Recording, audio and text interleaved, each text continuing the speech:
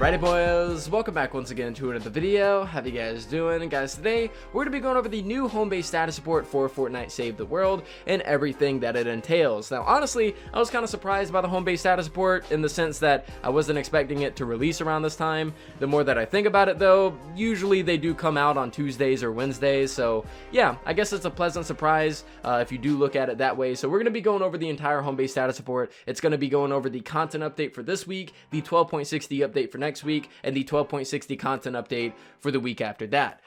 Before we actually do jump into the video though, I want to give a quick shout out to THB Gaming for using my code at gfuel.com. As you guys know, we're doing a huge charity thing with G Fuel to where every single penny that you guys raise using my code on the website, I will then match that with my own money, and then we would donate double the amount of profits to St. Jude's Children's Hospital. As you guys know, I love doing charity work here on the channel. It's something that I'm honestly blessed to be able to do, and I'm glad that you guys are also behind it. So if you guys do want to pick up something from the website, tweet it at me, let me put you in a video and thank you for it. And yeah, let's just go ahead and jump into the video. Let's talk about the home base status support. So home base status support for May the 12th of 2020 starts off by saying, "Hi commanders, there will be more pirates on the horizon, so protect ye plunder." So for the Save the World 12.50 content update number 2, which is going to be this week, we have Hybrid returning to the event store this Friday. Now as you guys know, Hybrid kind of sucks. I don't really like him.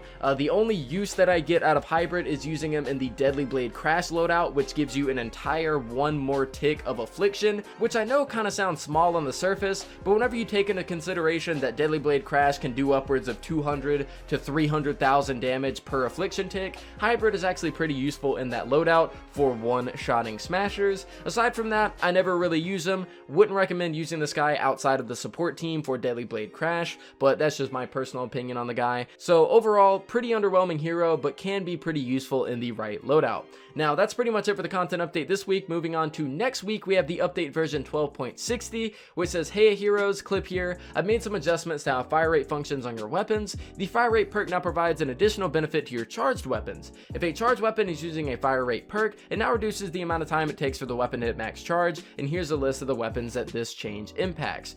You have all the bows except for crossbows, the Storm King Launcher, Zapatron, Crescendo, Noble Launcher, Monsoon, and the Vacuum Tube Sniper. Existing charged weapons with fire rate will double dip in that the fire rate perk buffs both their actual fire rate as well as reducing the time it takes for them to hit maximum charge score. Additionally, I've added one fire rate perk to every bow and added 2 to the Crescendo, so get to blast and commanders." So basically what this means is that fire rate is going to allow you to charge up your weapons faster, and if you have a weapon like the Monsoon that charges up and keeps firing, the fire rate will increase the charge up speed and increase the amount of bullets that will come out after that charge up speed. Sounds like the Monsoon's getting a pretty hefty buff, as well as stuff like Zapatron, Crescendo. Pretty much all these weapons are getting a pretty decent buff overall. Now moving on to Seawolf Jonesy in this 12.60 update. This is going to be a new pirate hero that's going to be shockwave oriented, which is one of my favorite abilities in the game. Basically, he's going to give you more shockwave damage, and if you use him in Commander, he's going to activate a second shockwave immediately after you activate the initial one. So if you try to shockwave a smasher and he doesn't die, you Seawolf Jonesy, you'll shockwave the smasher, and then it'll immediately damage him yet again for another shockwave to either push him further back or end up killing him. This guy will actually be coming out on May the 22nd, so next week on Friday.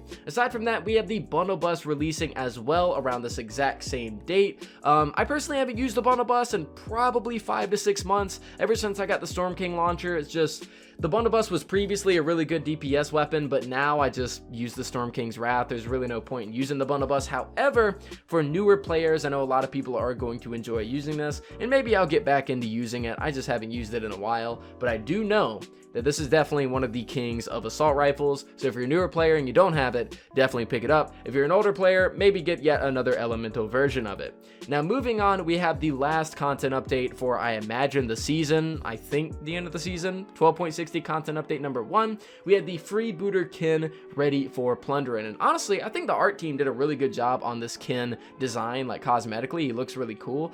Basically what he does is that the smoke bomb will regen your shields to full instantly, and it will also freeze any enemies around you for 5.5 seconds. So if you're, let's say like you're getting mobbed on by a group of enemies in an encampment mission, you can throw down a smoke bomb, get all your health back instantly, you know, your shield, and then it's going to freeze the enemies to keep them from hitting you. I can see this being kind of of useful in, let's say, like high-end SSD content. You want to keep people or keep the husk away from your amplifiers. You jump in, smoke bomb them, jump out, and then deal more damage to try to keep them away. If this thing works on mini bosses, that'd be great, but I can already see it being very useful against smashers. This guy's going to be available on May the 29th in the event store.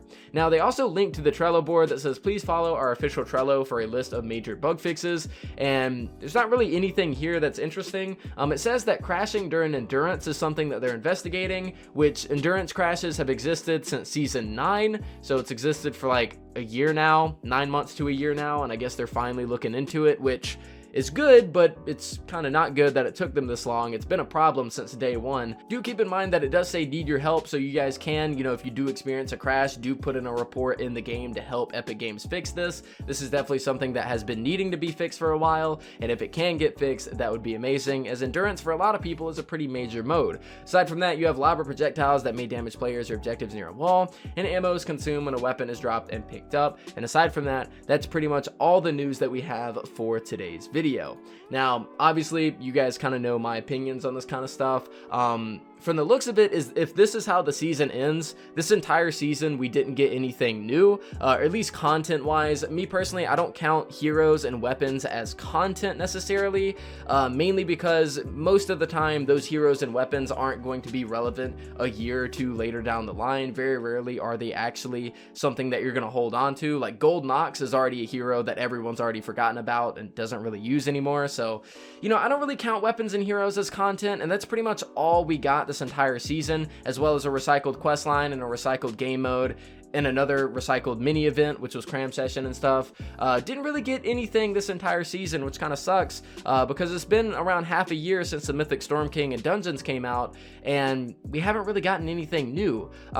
New weapons and heroes are great, but they don't really have an impact unless there's something to use them in. If there's new content to use heroes and weapons in, that's awesome. It's great. I'm glad we're getting them. But if we're getting new heroes and weapons just to use them in the same missions that we've been playing for almost 3 years now, it's just, what's the point, right? So I'm still waiting on some major content to actually come to the game. Obviously, Epic Games is trying to dangle above our heads a quote new major feature, which we talked about in a previous news video. If it's coming to the game regardless, I just wish Epic Games would just tell us what it is.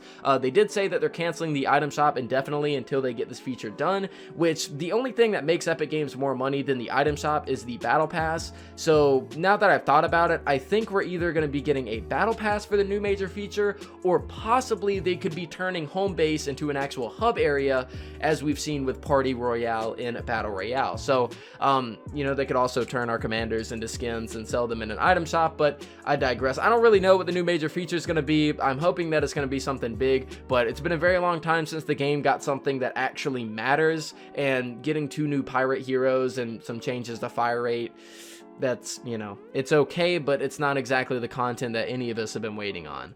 But yeah, guys, that's pretty much everything that I need to talk about in today's video. That's the home-based status report, that's the bugs, and those are my opinions on everything. Let me know what you guys think down in the comments down below. Thank you for watching, and I'll see you guys next time.